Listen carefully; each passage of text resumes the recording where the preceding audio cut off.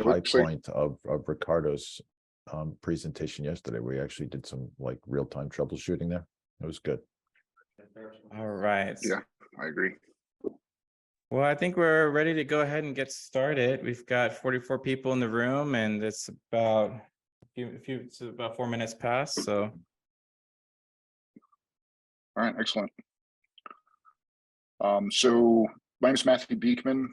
I'm joined here by my colleague and partner, Dan Ryan. Hi, folks. We're going to start a video that we pre-recorded on stable memory. Hello, and welcome to Didn't day start that. 4. Stable memory and heap memory. I just want to point out a quick faux pas. One of the questions earlier on in this boot camp was, what's the current capacity of a canister?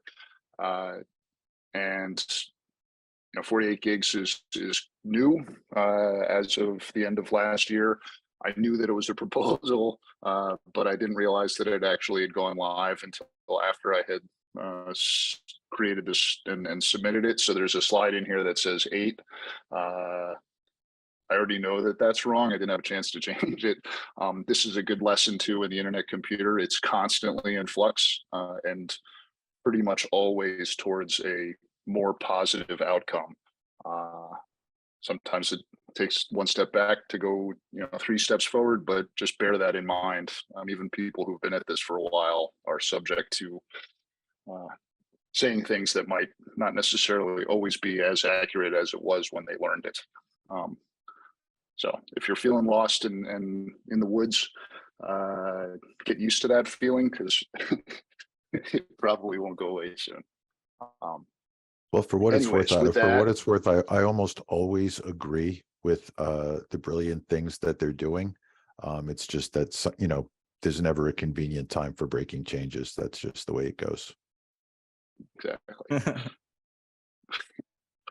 All right, so Motoko, stable memory, heap memory, stable variables and upgrades. You've seen folks already give lectures that allude to a whole bunch of these concepts and or talk about them. Hopefully this provides a little more clarity, and with that, I'll hit play. Hello, and welcome to day 4 of the January 2023 Motoko Bootcamp. My name is Matthew Beekman. I've been building and transforming companies for 25 years, and right now I'm working with a colleague on an internet computer platform called ICPipeline. His name is Dan Ryan, and he actually gave a presentation on day 1 about the Definity's SDK called DFX and how to use it to deploy canisters on the internet computer. I'm going to discuss with you today the basics of memory and data management on live canisters, otherwise known as smart contracts, specifically on the internet computer using Motoko and DFX, as well as what happens during a deployment and how to leverage some of the available resources. Before we get started, I want to set a baseline so that you understand where I'm coming from.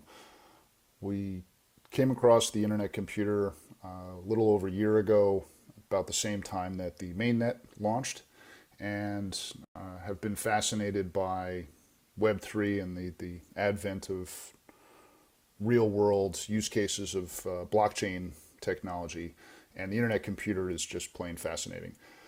So what we're going to see today is concepts in the way that we understand them, and in particular to try to show you how the internet computer does things. And even if you don't understand everything, maybe you can understand enough to protect your data and build your first application. In almost every computer system, there tends to be ephemeral or temporary storage options and stable or more permanent options. That stability could come from any number of technological solutions, but as a developer and an architect, the most important thing for you to understand is how to use these solutions to protect your data. So, for the context of our conversation going forward, we'll have 2 types of memory. We'll have heap memory, as in a pile of memory, which is memory allocated to the program while the program is running. So when the canister is active, you'll have your data, the data that the program is working on will be stored in heap memory or non-stable memory. Sometimes it's just called memory. There's then the concept of stable memory. It's a little more complicated to manage, but definitely worth it to understand and how to manage, if not leverage, to keep the data that is part of your application always available, even during and after an upgrade, which is the subject of this conversation. Next, we should talk about canisters. Canisters are, in essence, where your software or your program runs. And this slide has a couple different references to things like a virtual machine or blockchain hosted Docker. These are just ideas that might help you understand what a canister represents. But a canister runs a WASM, which is WebAssembly code that has been compiled in such a way that you can then inject it into this virtual machine called a canister. And while that program is running, or smart contract is running, it's interacting with memory pages. And Motoko provides a high-level interface for you to easily or more easily interact with those memory pages. And we'll get a little bit more into that as we go along. But again, the idea that I have a canister, the canister is then running my program then accesses and manages memory. I know these sound like simple concepts, but it's important for us all to be on the same page as we get deeper. Data Management 101. Protect your production data at all costs. That might sound a little obvious, just as the slide says, but if you've ever used a computer at all, you know that you need to save your data before you close the program. And what we're talking about is actually replacing the program or replacing the smart contract during an upgrade. And what we need to make sure that we know is what our options are in order to protect the data that is our production data, the data that's running inside of that smart contract as we replace the WASM or compiled smart contract. What we don't want to have happen is for you to upgrade your canister with the new version of your application and all your data disappears. You could have all your users and identities and transactions, and you upload a new version, and again, if you're not paying attention, all the data could just be gone, and there is no way to get it back at the moment in the current state of the internet computer, unless you have a backup someplace, but that's not the subject of this conversation, and you'd be in trouble. So what do we want to do? Well, what we want to do is we want to move that data to someplace safe. Earlier we talked about heap memory versus stable memory. Heap memory is available only while the program is running, and you need to turn the smart contract off in order to upgrade it. So heap memory, anything in heap memory will disappear. What we need to do is we need to get anything that we want to save into stable memory. Motoko provides a interface through the use of stable variables. We will talk a little bit more about it, but stable variables can only be created from stable types, and we'll discuss a little bit about what that is, but there's also other hooks that you should be made aware of in Motoko that can help you manage this process. There are pre-upgrade, which takes place in the current version, so version 1 in this diagram, will have a pre-upgrade hook available to it, or a function that can be executed. And then the orange block designates when the program is off, or the smart contract is off and being upgraded. And then when the new version, version 2, in essence, becomes active, it will first execute the beginning of the actor, which is the init section, and then it will execute a post-upgrade function. And we'll go a little bit more into that, but stable variables is a solution to get your data into stable memory, and utilization of some of these hooks and direct access to the stable memory pages is going to be another one. But this again is a high level, and hopefully this diagram will help you make sense of things a little bit more as we move forward. So what actually happens during an upgrade? At this point, you probably understand that I believe it's very important for architects and developers to understand what is happening and in what order, even if you don't understand all of the things about how it's actually doing these things, right? So this diagram should help you specifically with that, and how the DFX canister development kit that Dfinity has built and runs on your workstation actually interacts with the internet computer, and specifically your canister, during an upgrade. And as you kind of get your head wrapped around the order in which these things happen, it'll make it easier for you to manage your data during this transition, because Dfinity, which they have committed to doing their absolute best through the CDK, the Canister Development Kit, to verify upgrade compatibility. It's on this slide. It's very important. The things that it does in steps 1 and 2, and that there's a whole wealth of reading that you can do on how it makes those comparisons and understands whether or not this is a viable upgrade, and or whether or not this upgrade will potentially destroy your data, so that you can manage it.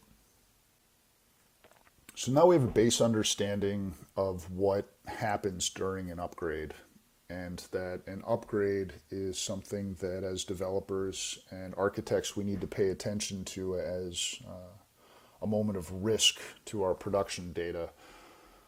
We're going to touch a little bit more on the code and how to write code and what actually happens inside of your smart contract, and what happens to your data, what happens to the variables. So on the slide right now, we have the beginning of a very simple example that I put together, and after I talk a little bit about this, we're going to switch over to the command line and VS Code, and we're going to actually run a deployment and watch as we make some changes what happens to our data. And as you can see in this slide, which I'll go reference in a moment, directly in VS Code, but I've declared a variable of type text called first name. I've called a additional variable stable, right? By having the stable word before var, it will actually tell Motoko that I want this to be stable. And again, what it will do is during an upgrade, it will store that data inside of stable memory.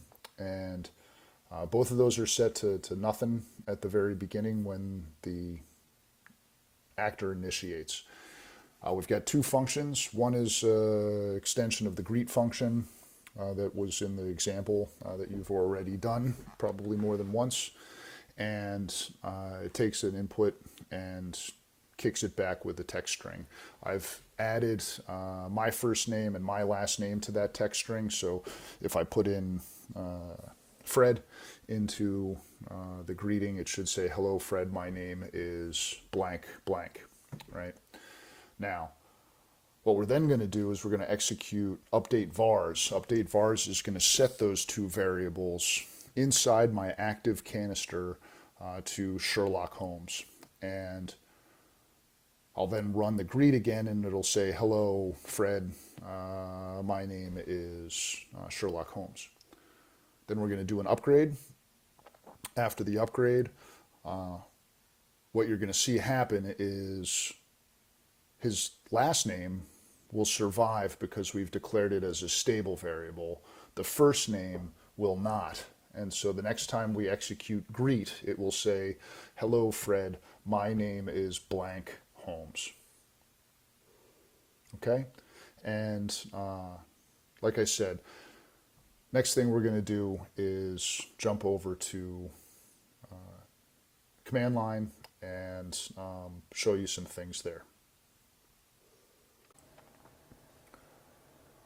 Okay, so as we were just saying, we're going to go ahead and move over to the terminal and VS Code and take a look at some examples. I've created a public repository on GitHub called Bootcamp Memory, and that includes the code base that we're about to play with and take a look at. So with that in mind, we'll jump over to a terminal here. I've got a split terminal, basically two different prompts in the same folder. I'm going to start the DFX server or replica, and I'm going to run clean. I'm not going to put it in the background because I want this to just kind of stay alive here and spit out messages, because we're going to use the debug feature as part of this demonstration and hopefully provide a little better understanding of what's happening and confirm some of the diagrams that I've shared already. So, I'm going to start. Looks like a happy start. You should bear in mind this message is a warning. I think a lot of folks were posting in the forum or in the Discord that it was a little confusing. This is new as of 12, version 0.12, and they're starting to consolidate some of the local replica things, and they've removed the network definition from dfx.json. And this particular lecture is not on how all that works, but bear in mind this is a warning. This is a happy replica at the moment. We're going to go ahead and take a look at the code. This code is what we just shared in the slide. Again, extension of the hello application with a greet function or greet interface. And we've just added a first name and last name variable. So it'll say hello, whatever name you pass. Nice to meet you. My name is first name, last name. At first it will be two blanks, and then we'll update it to be Sherlock Holmes and continue with the example. So go ahead and do a deployment. Because this is a fresh replica, it will create the wallet first and then create canister and deploy it. I started this with a hello example. There is in the source code a front-end canister, but we're just not using it for this demonstration. So this is successfully deployed, and we'll go ahead and run our greet function, canister call greet,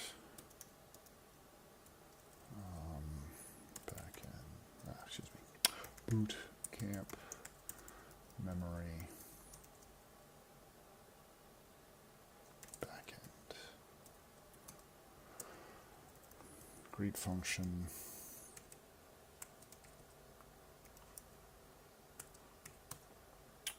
And hello, nice to meet you. My name is blank space blank. So we're then going to run the update vars function, which will set those two variables to Sherlock Holmes, and then we will run the greet function again, and now my name is Sherlock Holmes. Now, again, the first name is a regular variable, and the last name is a stable variable. So we will change the code as if we were adding a feature or doing something new. So in this case, I'm going to reference, so I have a main basic and a main expanded. These are not being used when the canister is being built, only main mo is, but I've left them both here so that you can go and reference them. Expanded is what I'm going to eventually put in, where it has a bunch of neat stuff in it. So we're just going to quickly add the time module, or time from the base library, Motoko base library, and we're going to grab the time, and we're going to, I'll do this down here, grab the time, add it to my greet function, okay, and we will then print the time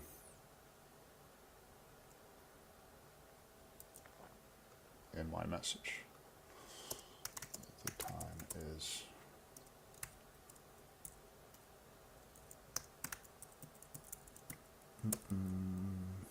okay, so it'll take this time value and print it.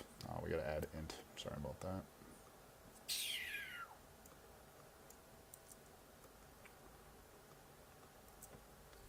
Oops.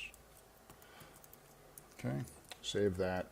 And we haven't changed anything about our first name or our last name. We've changed something completely not having to do with those two variables. And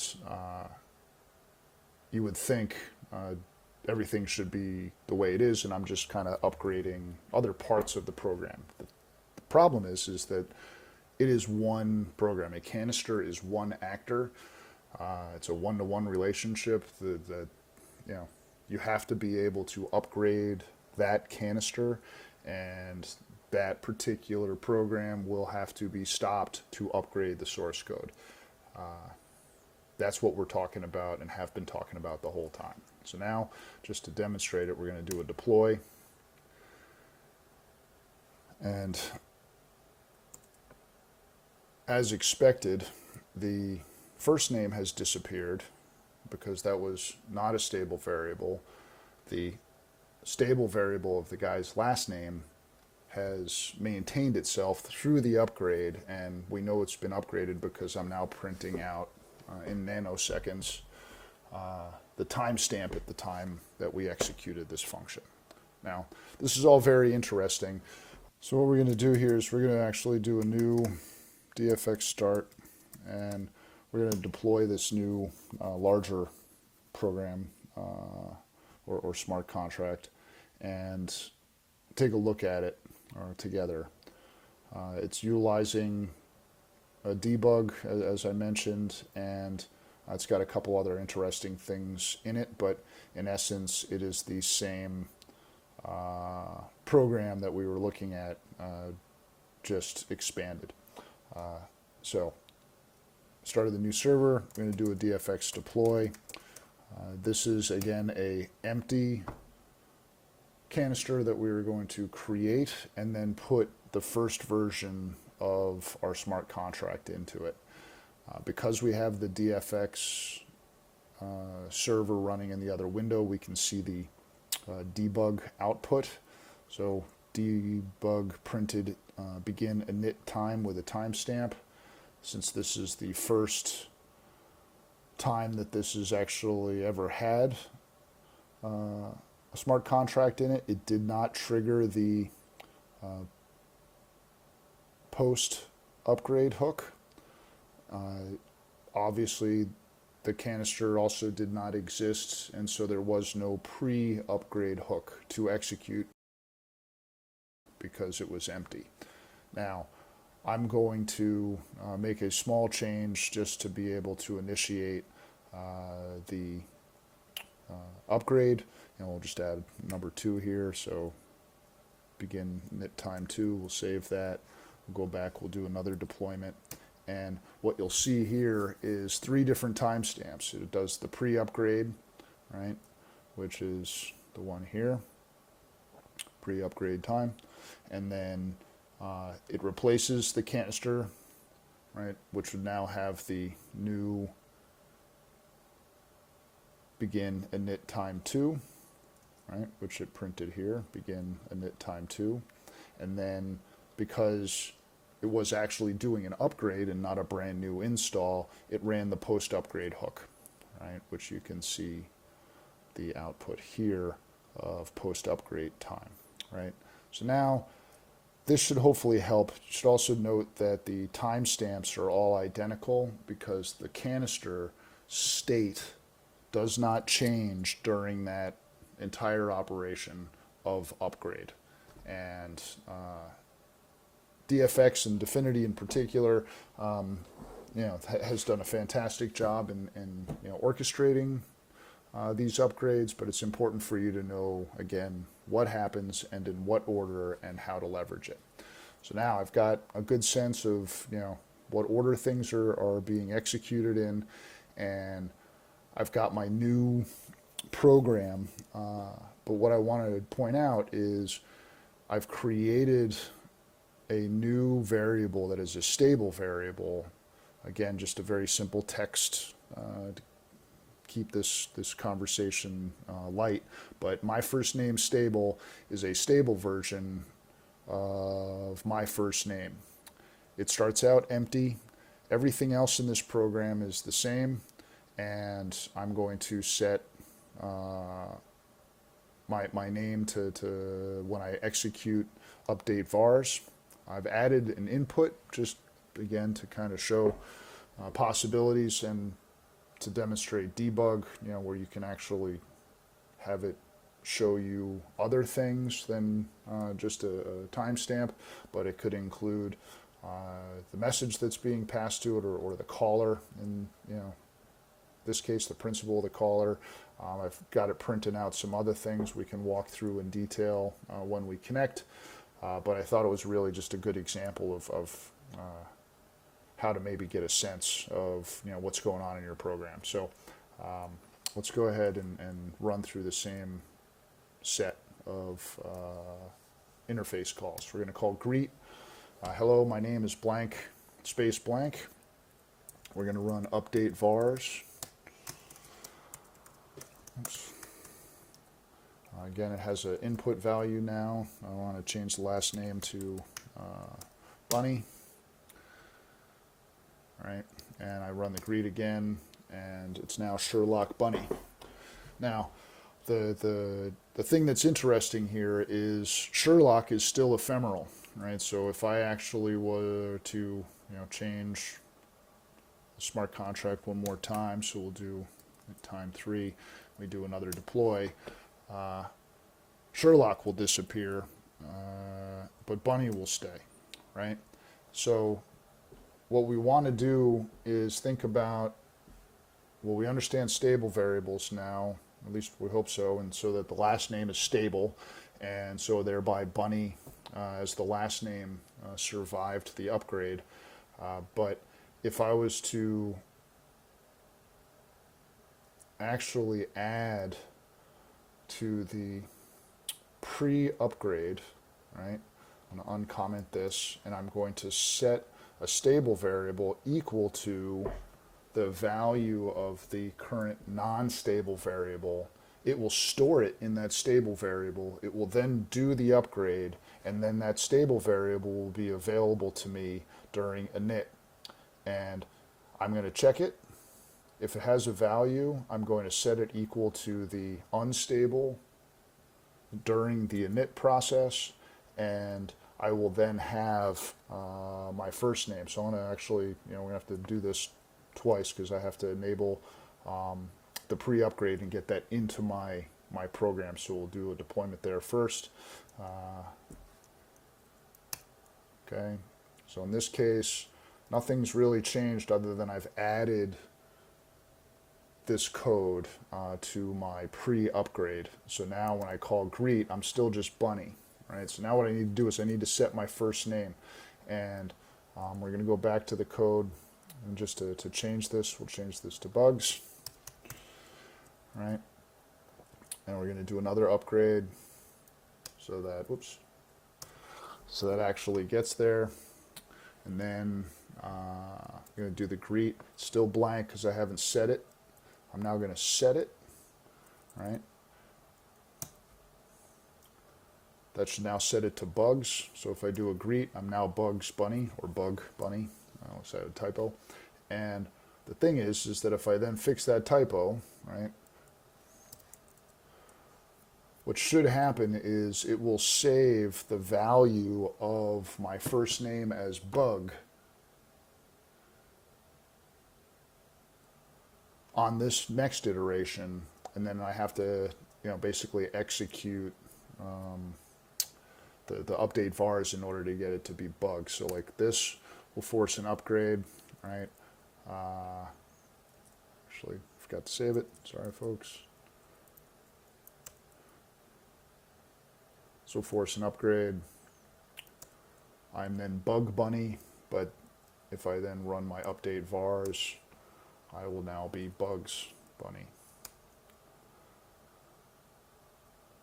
Meanwhile, I've been spitting output to my debug the whole time, so I can go back and I can start to check the history of what happened. And if that history doesn't include what I need, I can go back to my program and add more debug messages, right? So if I wanted this to be more robust, whatever the case may be that I want to feed out to it, I can then do that, and those new messages will then be outputted while I'm executing my program. Look, I hope all of this has been helpful. I know that it's a lot. I know it's coming at you at 1,000 miles an hour, and other than getting your hands dirty and trying to understand this stuff by doing it, this is really your next step. And feel free to download this repository, play around with it. All this code that we just went through is available in it, and I look forward to seeing you out there inside the internet computer. And with that said, if this is the beginning of the live session, we can move to some questions and answers. Again, my name is Matthew Beekman. Thank you very much for everything. Hopefully this has been helpful. The opportunity is appreciated, and I wish you all great success. Thank you very much. Bye-bye. All right, great video. Thanks for sharing, guys. So we've got a few questions here, but before that, I just wanted to mention a little bit about the video quality. The recording will probably be a lot clearer for a lot of y'all because it's this, the content distribution network will probably do a lot better with the recording. Some of y'all seems were maybe in different areas of the world, and this wasn't coming through at the best quality. So from an anonymous attendee, is it possible to retrieve the encrypted data in stable memory or between blockchain transactions using tools like WASM, object dump, WABT? I'm unfamiliar with that and whether or not that's a Rust specific thing. There is a Motoko, let's see here. Let me get this out of the way. No? There we go. Boop, boop, boop. So this is not a direct answer to your question per se, but experimental stable memory. Motoko has exposed a library called experimental stable memory, and this is a deep well of reading and understanding. I believe this is similar to what you're WASM tool would be, because it's actually inside of the compiled WASM. Because like folks might not fully understand that whether I write in Rust or Motoko or TypeScript or Python, now available through is it Demergent Labs?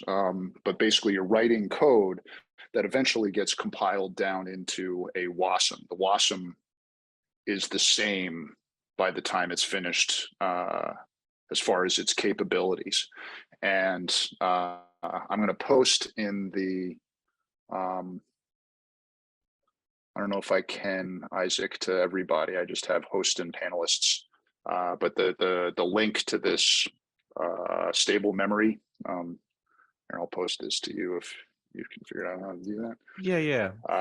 Where this is the way to basically get direct access to what are called memory pages, where you can actually define a set of memory pages and take binary data and insert it.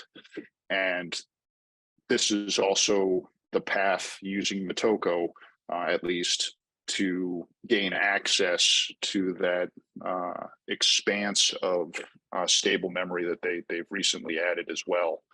To get into those types of numbers, you want to write in Motoko, this is how you would do it. So I don't know if that helps, but that's probably the best I got at the moment. And you can also raise your hand if you want to expound on your question more. From IOUI. Oh yeah, that one's about the video being blurry. We covered that one. Lee said, so is this on the IC network? I call pre-upgrade, then DFX canister stop, then DFX deploy, then call post-upgrade method, then DFX start. I think I'll clear some confusion here. These system functions are automatic. So you just call DFX deploy and everything else happens in the background.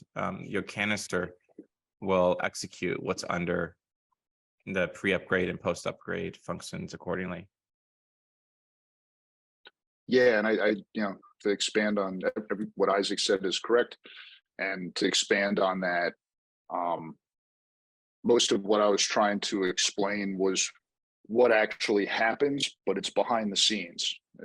As Isaac just said, that kind of automagically is taken care of when you type in DFX deploy or DFX canister, install, and that it's doing something that is similar to what you wrote there, where it's actually stopping the canister, putting new code into it and starting it again, but you don't have to actually type any of those commands. Perfect, great. And Greg Allen, did you have a question? Your hand's been up for a while. I just want to, I gave you talking permission, so you can unmute if you have a question. Otherwise, you can lower your hand. And I'll leave that up for just a second. We'll move on to the next question. Anonymous attendee, is it possible to retrieve encrypted data? Oh, wait, this seems like a duplicate. I'm sorry. NFT collection. So after you do the DFX start, it wipes out the stable memory as well. Correct. Well, just to bear with that one, if you do -- clean, it will. If you do DFX start on the local replicator or local replica, it will maintain state, both heap and stable, just from your local machine's perspective. If you add the -- everything's gone. Yeah, and usually you'll wipe the variables in the post upgrade method to clean that out automatically. Yep, if that's what you want. Kristen Salvadora, does it have a performance or cycle cost difference in stable versus heap? I don't believe.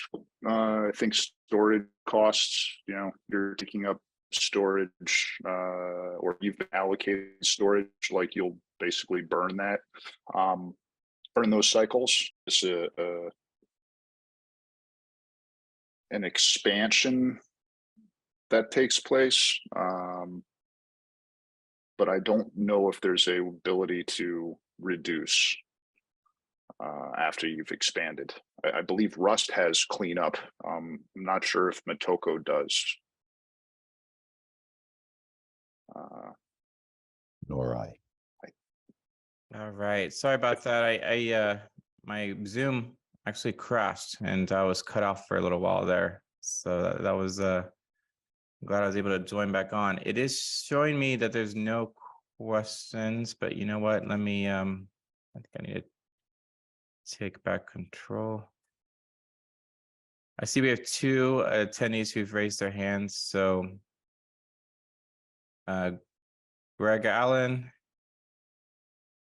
you can go ahead and ask a question if you still have one. You can unmute.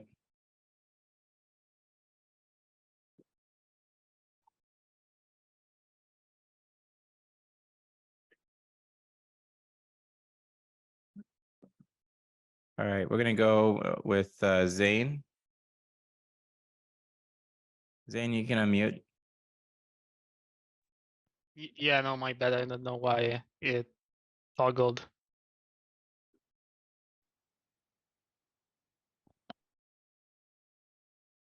Okay.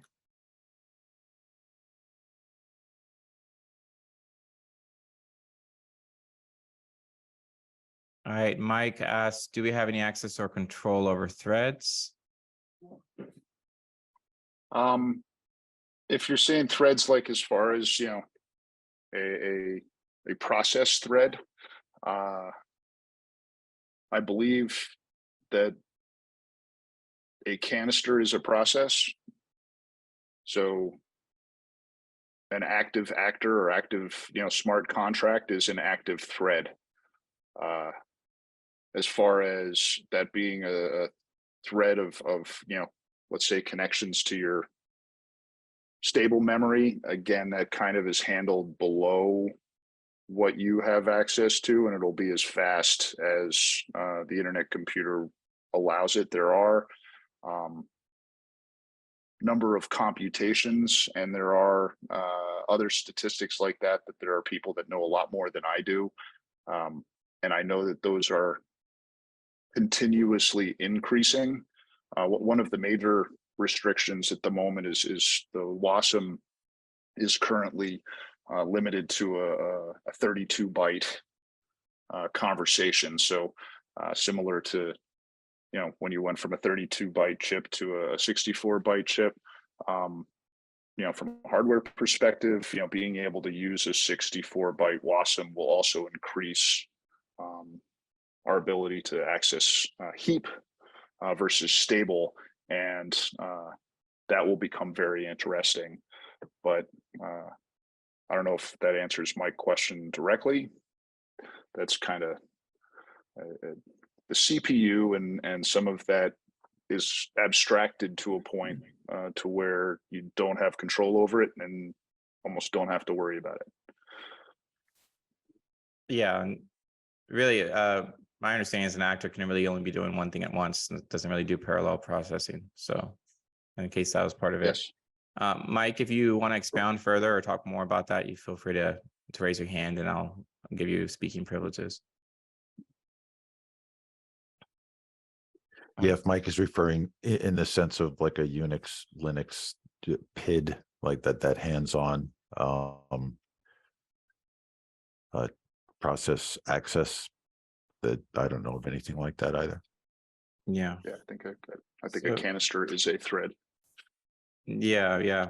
So Mike, you're speaking talking privileges. You can unmute if you want. Can you hear me okay? Perfectly. Yes. Good. Yeah, so the reason I asked that question is my background is very much in the Java world and Java virtual machine, and in that environment, of course, been around a long time. You have pretty granular control over threads, you know, the size of the threads, et cetera, because certainly in my experience over the years, you know, the two challenges in you know, stability and performance is thread and memory and you know, the control of them. So that was a number of my question. Yeah, I mean, basically you're everything we've kind of said towards whether it be a Java runtime where you're talking about a a multi-threaded application versus a single threaded application is a lot of the Java conversation, as well as pretty much any traditional program, C, C++, all of them have all similar conversations, and it's how many things that can happen simultaneously. Isaac actually said it probably the best and the most plainly. A canister can only do one thing at a time, or an actor can only do one thing at a time. So in the contextual similarities between, let's say, a Java runtime and an internet computer runtime, actors are only single threaded. Okay. And I imagine it's probably because the blockchain has to be deterministic. And if you had parallel processing within an actor across subnets, one subnet processes it first, then now enough subnets don't match and you get all kinds of problems. So it's probably inherent to any blockchain network, I imagine. Okay. Right. Yeah, fully agree. Yeah. Thanks for that, by the way. No problem. That's a great question. Thank you.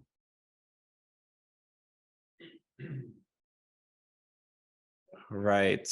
HG asked, to be able to go beyond the 4 GB space limitation by sharding across canisters, one could use experimental stable memory.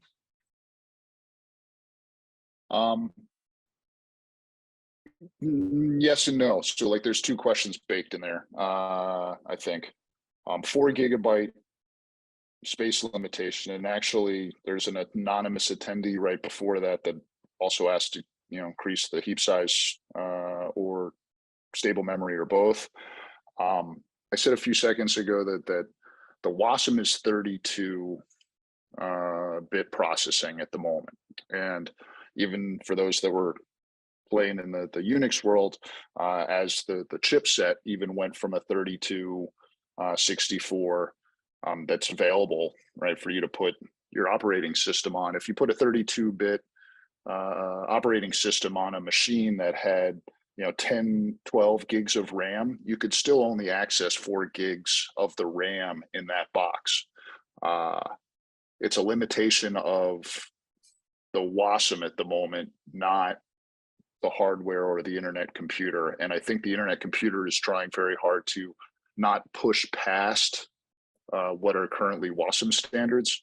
Again, not going to commit to any expertise here, because I think I might be regurgitating something I heard somebody else say along the way. But the WASM standard is actually being controlled not by Dfinity, but by a global consortium of people saying this is what the standard will be. That's where the 4 gig limitation in heap size.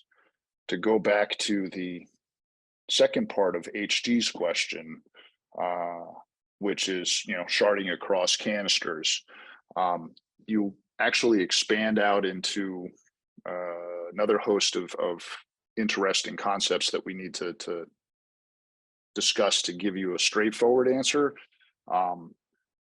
because you start getting into limitations of inner canister calls, including message size. Message size can only be up to approximately 2 megs. So each message you send from one canister to the other can't be greater than 2 megs. And then all of those canister calls are shared calls or considered update calls. So they all take 5 Mississippi or 4 Mississippi, 4 seconds versus 5 second or 1 or 2 seconds in a query call. There is a proposal to make inner canister calls query calls, which would increase that performance, but it's still not sharding the way that you might shard a MongoDB type database or data set. There's a group called CanDB, Byron Becker, who's doing some very interesting and hardcore expansion of data sets across multiple canisters. He's pushing that boundary hard, and that heap memory to keep all of that alive and write to stable memory, you need also space to do work, right? So like if you wanted to store all of your heap memory to stable memory before you upgraded, you actually need enough space in heap memory to convert that into binary or a blob so that you can put it into stable memory. And so you start getting, it's not 4 gigs of space you really have, it's 2 gigs of space because you need an additional 2 gigs to actually serialize the data to push it to experimental or push it to stable memory. And like I said, there's a few hours of reading and conversation to kind of figure out how to shard. And I would look at CanDB if this is something that you're trying to figure out how to do, because they've kind of done it and you might be able to leverage what they're doing. Yeah, and just one note for beginners out there, when we refer to WASM and WebAssembly, that's a technology that's not it's still technology used by the internet computer, but it's much more beyond that. It's much broader and used by many other applications, many other networks, and it's kind of like when he says a consortium, it's kind of just like the protocol of the internet itself. There's consortiums that handle these kinds of stuff like DNS and HTTP and all of that. So it's kind of one of those things. It's a web technology. So worth looking up, though admittedly I don't know a ton about it myself, and I think a lot of people don't. It's down in the weeds, I'll put it that way. Absolutely, but I would say, Isaac, that WebAssembly as an emergent standard or standards is massively game changing and super fundamental to certainly the front end of everything we're doing here. Yeah, it's a very exciting technology, and all I really know about it is that it's kind of exploding both in and out of Web3. So yeah, I think it's definitely a great move by Dfinity to have us using it. So I'm going to allow Subin Mohan to talk.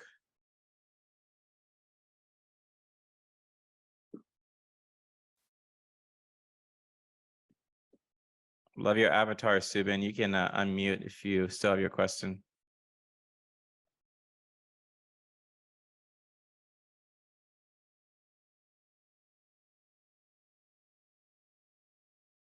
It's still showing up as muted. You there? Subin Mohan? I'm going to leave him allowed to talk for just a little bit. We'll move back to a question by anonymous attendee. Did the increase of memory increase the heap space, stable memory, or both? I think we just covered that actually, did we? Yeah, we did. Yeah, sorry, I just didn't mark it down. Anyone else have any questions? Feel free to raise your hand.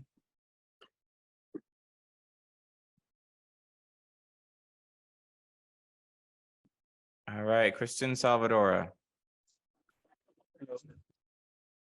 Hello. Hello. Does it take time to upgrade a large canister? Yeah, there's a definite time.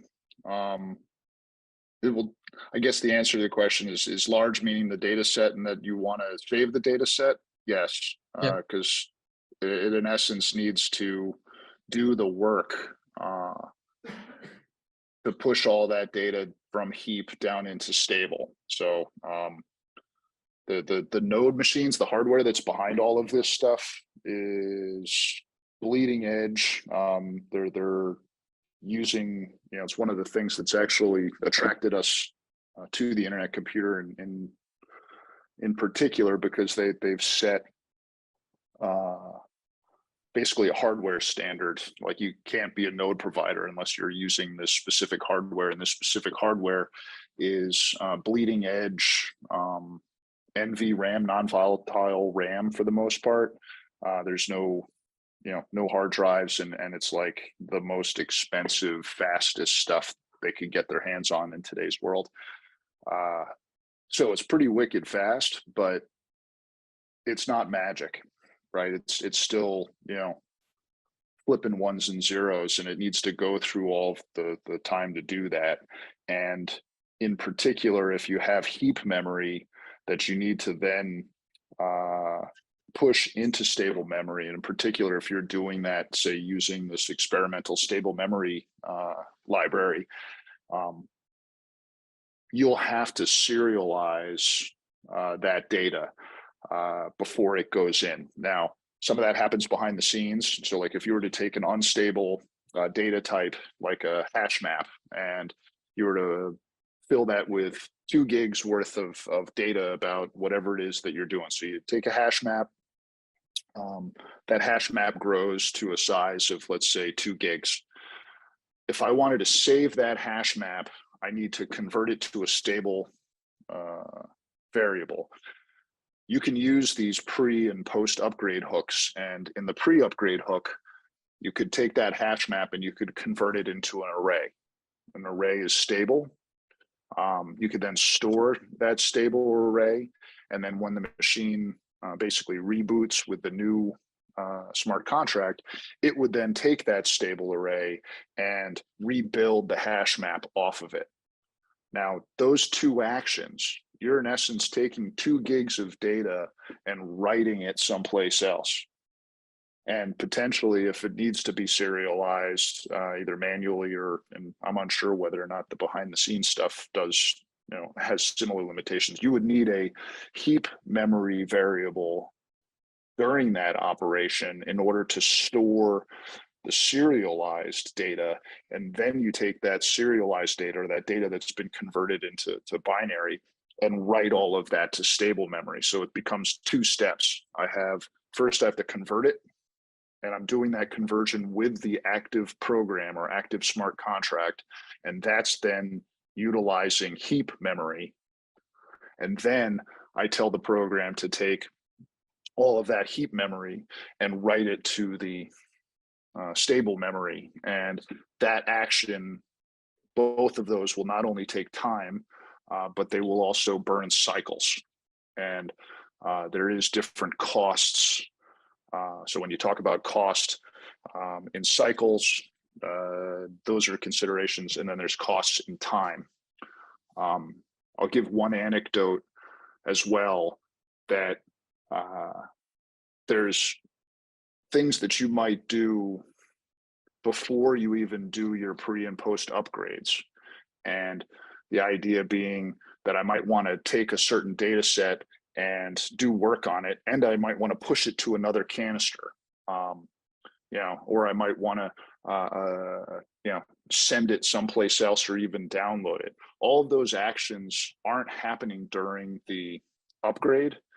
And just bear in mind that if you were to do that, you got to figure out a way to make sure that the canister, which would then be live, isn't processing any new messages, because that could then start to change your data while you're trying to save it. Just putting that out there. There's, again, a deep well that we could go into if you have more questions specifically, or that's a whole nother hour-long lesson on possibilities of what you could do to either push it off to another canister, which, by the way, we're actually working on as a sibling project to ICPipeline. We have this IC archive idea to try to make it easy for people to do backups, and that would be a situation where I can't use the pre-upgrade hook, because the pre-upgrade hook won't allow you during that moment in time talk to another canister, because the operation kind of freezes your smart contract. So if I want to take that data and send it someplace else first, that's going to happen before I initiate the upgrade. It's a longer answer than maybe you wanted, but I'll stop there. Thanks, I got it. But is there a process, or we can call inside the system func pre-upgrade to notify the other canister before the upgrade begins? The requirements of using that system function pre-upgrade or system function post-upgrade, you're only able to talk to that smart contract while that's running. And it cannot take any input parameters, and it will not return, and it will fail to compile if you try to have it do any output like return parameters. So like you can't call that system function from the external message. You can only, it's only triggered during a canister WASM upgrade. If that, I think that was what your question was. Yeah, thanks. Yeah, so like even if you were to make another function that called the other canister, and you might think, because I thought I was being tricky, being like, oh, okay, but I'll just have it call this other function that then does the outside thing, and that doesn't work either. So it's better to set the status of the canister before the upgrade process begins. You don't have to unless you want to do things that you can't do inside that system function. An example, download the data. So like, let's say, keep it real simple. Let's say you wanted to download your hash map to a text file on your hard drive, right? Before you ran an upgrade. And you built a function that allowed you to do that, right? It either serialized or even just dumped it out as a response. And if it was over 2 megs, you would have to break that up into chunks somehow, because each of those messages that you're downloading are still internet computer messages. But in that situation, you would have to put a flag inside of your smart contract. Let's say upgrading, and by default, upgrading equals no or false. And when you execute this download program, that you change that variable from upgrading false to upgrading true. And then every single one of your other functions needs to first check to see if upgrading is true, then it will not execute, and either traps or tells the user nicely, hey, I can't answer that question because I'm upgrading. But you'd have to programmatically build that into all of your interfaces. Thanks, Matt. That would be all. Cool. Awesome, great question. So Wayne's asked, wouldn't it be easier to upgrade logic canisters to have a specific canister purely to store data?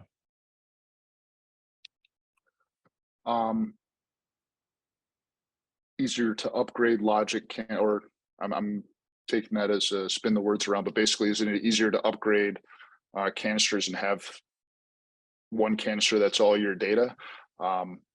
One, you'll run into the limitations depending upon how much data that is that we've already talked about, as far as how many gigs of data are you talking about, and that canister itself holds all of your valuable information that actually is your app. So you're just moving it into another place or consolidating it, which isn't a bad thing. And then you start thinking about it architecturally as a database, right? So like you have all of your other canisters that are doing work off of a database.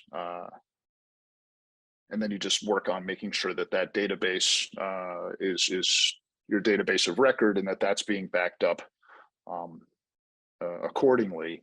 I will say that as you architect that out, you have to make sure that you're paying attention to all the other things we kind of touched on, which is the message size limitations, and that canister itself would have a size limitation. And I'll point you back again to CanDB and Emergent Labs are two that I know are building real data solutions. We actually had a thing with Definity Twitter space with them yesterday, which might be posted. But they're in the middle of this game too. Architecture of your canisters for your applications has to change from a Web 2 philosophy, but not 100% change. It's like any new thing, you just have to bake in the reality of what it can and can't do, and then architect around it as if you were building a house.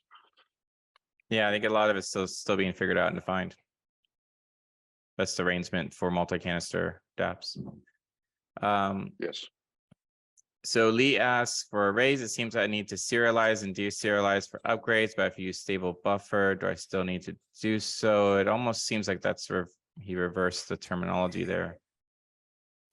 Well, if you're talking about stable buffer, there is a stable buffer library, if that's what you're referring to. And what I think that's actually also from CanDB. It's open source, you can use it. I'm not sure if it's got all of the same interfaces that the buffer that's in the Motoko base library has, but you can declare it as stable. The buffer that's in the Motoko base library, you cannot declare that type of variable as stable, which means that if you use a buffer, which is actually becoming the recommendation over, say, an array, we started with arrays and are moving our way back, not back, but moving our way forward into buffers. But if you use any variable that gets through compilation, variable type gets through compilation as where you've marked it as stable in Motoko, I believe you can trust that Motoko will write that to stable memory and bring it back for you. So you don't have to serialize and deserialize that specific variable if that type can be defined, or excuse me, declared as a stable variable. If that works, then there's no serialize, deserialize, because it's being done for you. Awesome. They're still doing it, but it's behind the scenes. All right, so we got only a couple minutes left before we have to wrap up here. So I'm going to do this one last question from an anonymous attendee. Is it best practice to immediately do a trivial upgrade to ensure nothing traps before getting too much data? When you say a trivial upgrade, I would highly recommend that you put a small amount of data into a test canister and run through the gauntlet of adding, removing, and upgrading, just to make sure, one, you're comfortable with it and what to expect, and that your program functions. But to get into things like making sure that you haven't built an object that's too big and that it alerts you if it gets too big before you're able to do your backups, test.